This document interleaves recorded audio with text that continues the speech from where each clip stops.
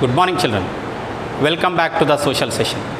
Children, in the last class we were trying to understand about the structure of the atmosphere. So under the structure of the atmosphere we have divided it into two categories. One is homosphere, the other one is a heterosphere. Homosphere is further divided into three layers, that is a troposphere, stratosphere and exosphere. And we also have seen about the heterosphere, which is later divided into thermosphere and exosphere. So these all spheres, what kind of climatic conditions are present there, whether the temperature increases or decreases, also we have seen in the last class. Later we moved on to understand about the pressure, and we came to a conclusion that when temperature is high, pressure will be low. When the temperature is low, pressure will be high. This is called as inverse relationship between temperature and pressure.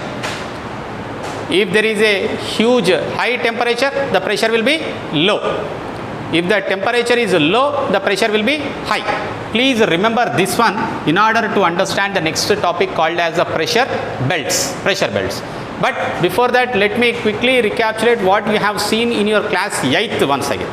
So that's the temperature doesn't get heated up, or the earth doesn't get heated up uniformly all over the world, isn't it? Different places record different temperatures. So land gets heated up more faster than the water, that also we have seen.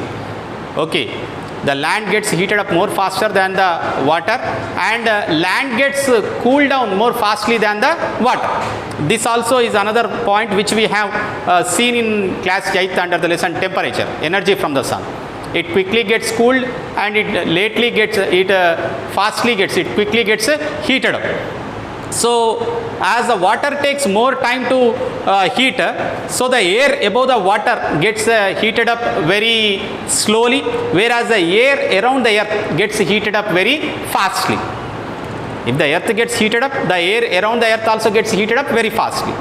The air above the water gets heated up very slowly. This is what we need to understand. 1 second.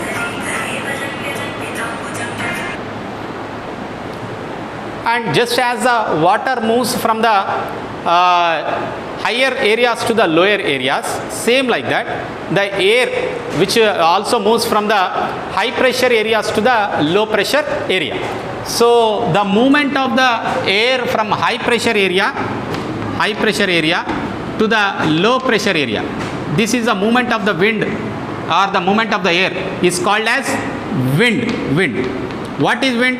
The movement of the air from the high pressure areas to the low pressure areas is called as winds. So these winds always blow from the high pressure area to the low pressure area. So we learned two things now. When the temperature is high, the pressure will be low. When the temperature is low, the pressure will be high. This is the first one. Second thing is, the air moves from the high pressure area to the low pressure area, that is called as wind, and winds always blow from the high pressure to low pressure.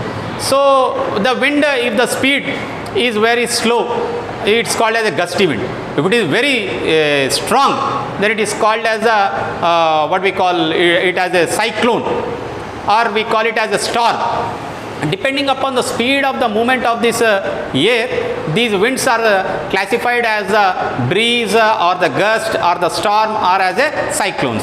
And the Andhra Pradesh coastal region regularly suffers because of the cyclone. Recently also you have seen Visakhapatnam suffered with the Hudhud cyclone. So these cyclones are nothing but the speed moving winds are called as cyclones. And what happens with these moving winds mean, now imagine at the equator, this is a 0 degrees equator. At the equator, the sun's rays fall almost slanting. So the temperature will be high. So it develops as a low pressure area. This area develops as a low pressure area. So this is called as a equatorial low pressure belt. It's called as a equatorial low pressure belt. But whereas at the tropics in the sense Tropic of Cancer and Tropic of Capricorn, the temperature is lower than at the equator. So automatically this is called as a high pressure belt. If the temperature is lower than at the equator, then automatically the pressure will be high. If the temperature is low, the pressure will be high. So this develops as a high pressure belt. These two develop as a high pressure belt, and this develops as a low pressure belt. So the air which is around the earth, this equatorial low pressure belt is also called as a intertropical convergence zone, ITCZ. It is called as intertropical convergence zone. This equatorial region is also called as intertropical convergence zone. So once it develops as a low pressure area, that means the air doesn't have very pressure. As a result of that, once it gets heated up, it keeps on rising up. Once it rises up, it moves to the northern side and southern side. Northern side and southern side. In the tropics, near the tropics, again they are pulled down because this is a high pressure belt. Pressure will be very high here. So again they are pulled down. So once they are pulled down, they blow the air towards the equatorial region as well as towards the circles, Arctic circle and Antarctic circle, or we also call it as temperate zone. This temperate zone is called as a low pressure belt. Low pressure belt. Low pressure belt. This temperate zone. This is also a temperate zone. This is Antarctic circle.